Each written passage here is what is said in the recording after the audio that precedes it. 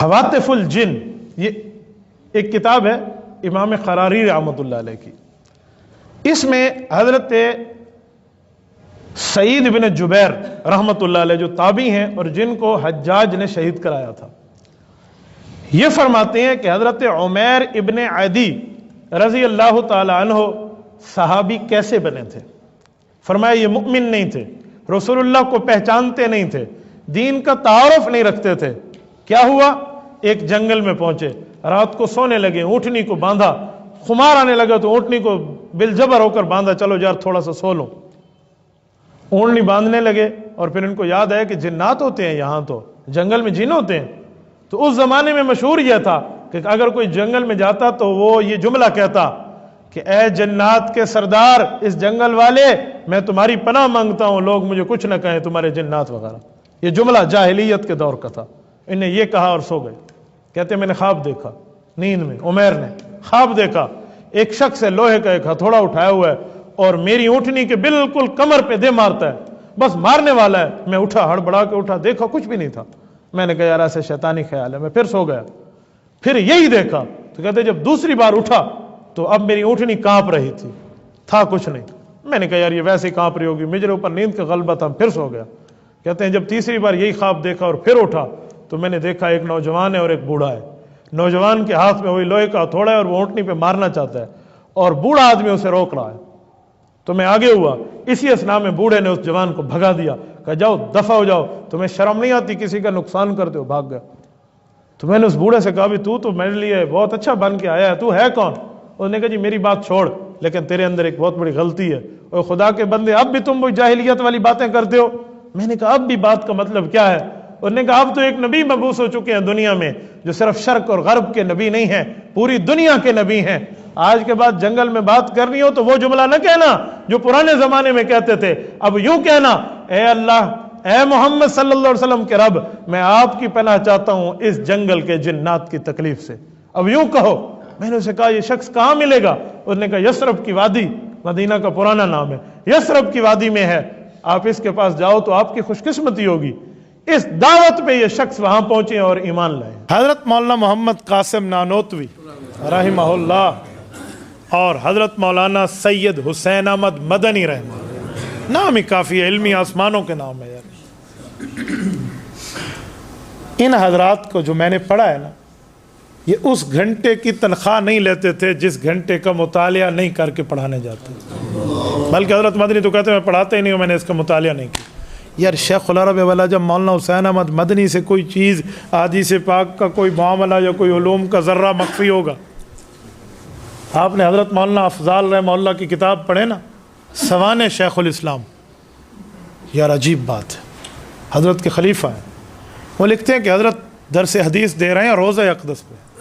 यार रोज़े अक़दस पे दरस हदीस इमाम मालिक ने दिया, नाम है इमाम मालिक का इस धरती पर, और हज़रत मदनी रहमहुल्लाह तो तसव्वुफ़ के इमाम है ना, तो कहते हैं कुछ बात होती तो यूँ मुराकिब हो जाते, फ़यूज़ नबवी के तवज्जुहात से जवाब अर्ज़ कर दिया देते। एक नहीं 18 साल है, 18 साल मदनी रहमहुल्लाह वहाँ बैठे हैं।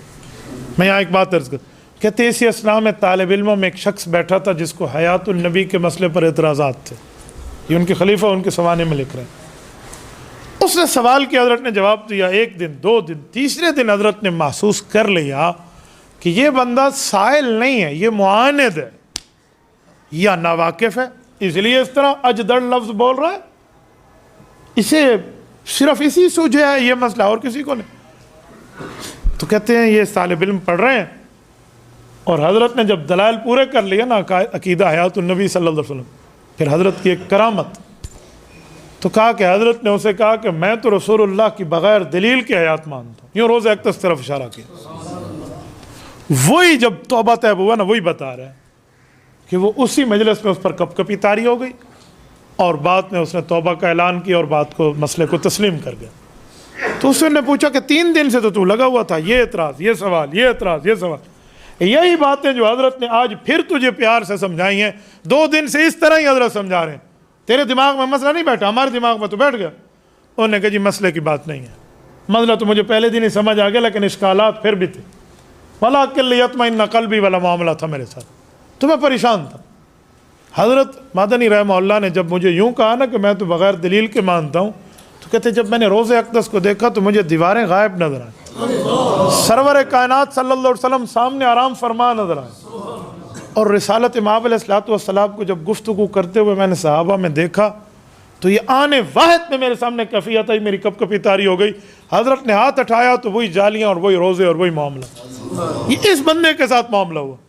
کہا میں نے اپنے استاذ کی کرامت جب اپنی آنکھوں سے دیکھی تو مجھے حق الیقین، علم الیقین کے ساتھ عین الیقین حاصل ہو گیا۔ یہ ہے مولانا حسین احمد مدنی۔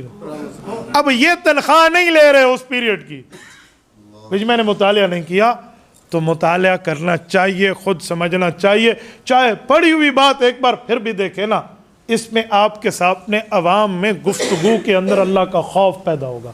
کیوں؟ دماغ پر آپ کا انحصار نہیں ہوگا، خوف آئے گا کہ یار عوام میں جو میں بات کر رہا ہوں نا تو میں اللہ کی بات پہنچانے میں کچھ کمی بیشی نہ ہو جائے، کیونکہ انسان نسیان سے نکلا ہے نا۔ تو اسی لیے یہ بات ذہن میں رکھیں۔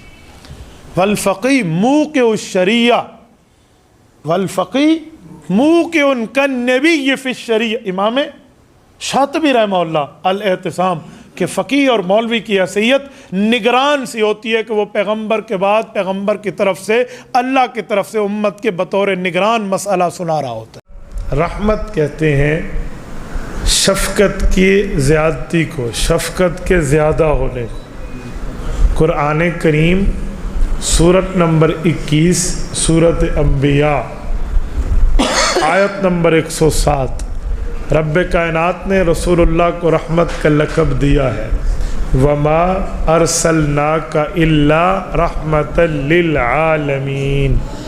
حضور پاک علیہ السلام کو رب نے تمام جہانوں کے لیے رحمت بنا کر بھیجا ہے۔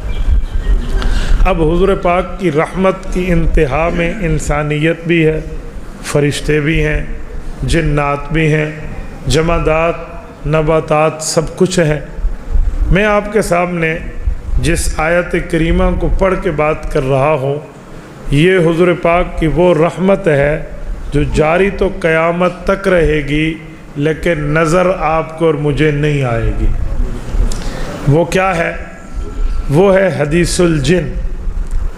عام طور پہ لوگ جن کا نام سنتے ہیں تو ڈر جاتے ہیں، اور میں نے بھی سورۃ جن کی پہلی آیت پڑھی ہے تو لوگ کہیں گے پتہ نہیں کوئی جنات کی بات کر رہا ہے، تو ہاں جی میں جنات کی بات کر رہا ہوں، اور کیوں کر رہا ہوں، کس لیے کر رہا ہوں؟ حضور پاک کی رحمت العالمینی کے اظہار کے لیے کر رہا ہوں۔ میرے دوستو، جنات سے ڈرے وہ جس کا دین سے تعلق نہ ہو۔ دیندار سے جن ڈرتا ہے، جن سے دیندار نہیں ڈرتا۔ ہم جب غلط کام کریں گے، جھوٹ بولیں گے، پلیت حالت میں کھائیں پئیں گے، گھومیں پھریں گے تو جنات ہمیں چھیڑیں گے، یہ پکی بات۔ آپ ٹھیک بن جائیں، حلال کھائیں، حرام نہ کھائیں، جھوٹ نہ بولیں، سنت نفل گھر میں پڑھیں، کوئی دنیا کے مائی کا لال کی جن میں جرت نہیں ہے جو آپ کو چھیڑ پائے۔ میں نے جنات کی بات تو کرنی ہے نا، لیکن یہ شروع میں سمجھا رہا ہوں، اس لیے کسی جن ون سے کوئی ہمیں ڈر نہیں ہے۔ اللہ کا ڈر اپنے دل میں رکھیں۔ ہم جنات سے اسی لیے ڈرتے ہیں کہ جنات کو ہم نے اپنے اوپر حاوی کیا۔ کیسے؟ یہاں جن بھی ہیں، انسان بھی ہیں۔ جن انسان سے 9 گنا زیادہ ہے۔ کیا مطلب؟ جہاں 1 انسان وہاں 9 جن، جہاں 2 انسان وہاں 18 جن، جہاں 3 انسان وہاں 27 جن۔ جن ہم سے 9 گنا زائد ہے، لیکن ہم اس سے ڈر گئے ہیں، ہم اس کو آنکھیں دکھانے والے بنے۔ میں اس پر ایک بات کر کے بات شروع کرتا ہوں۔ جنات میں یہ بات ذہن میں رکھیں کہ مسلمان بھی ہیں، کافر بھی ہیں، اللہ کے ماننے والے بھی ہیں، اللہ رب العزت کو ٹھکرانے والے بھی ہیں، یعنی اللہ کی بات کو ٹھکرانے والے بھی ہیں۔ تو جب آپ نیک رہیں گے تو جنات مسلمان آپ کی تائید میں رہیں گے اور دشمن جن سے آپ کی حفاظت کریں گے، اور جب آپ نیک نہیں ہوں گے تو پھر آپ کو جن چھیڑے گا۔ یہ جو حدیث پاک ہے آپ نے سنی ہوگی کہ رسول پاک صلی اللہ علیہ وسلم نے ارشاد فرمایا، اپنے گھروں کو قبرستان نہیں بناؤ، گھروں میں نمازیں پڑھا کرو، یعنی فرض مسجد میں، سنت اور نفل گھر میں۔ اس کا سب سے بڑا فائدہ یہ ہے کہ جنات جو شریر ہوتے ہیں وہ ڈر جاتے ہیں کیا مطلب؟ جب آپ گھر میں نماز پڑھیں گے جنات دیکھیں گے تو جو جنات ہوں گے نیکوکار وہ آپ کے ساتھی ہوں گے، جو برے ہوں گے وہ آپ سے بھاگ جائیں گے۔ نمازی آدمی گزرے، بے نمازی کو ویسے ہی بندے کو کمڑی لگ رہی ہے، بے قہرا ہو گیا ہے، تو آپ اس طرح کریں گے نا تو کبھی نہیں۔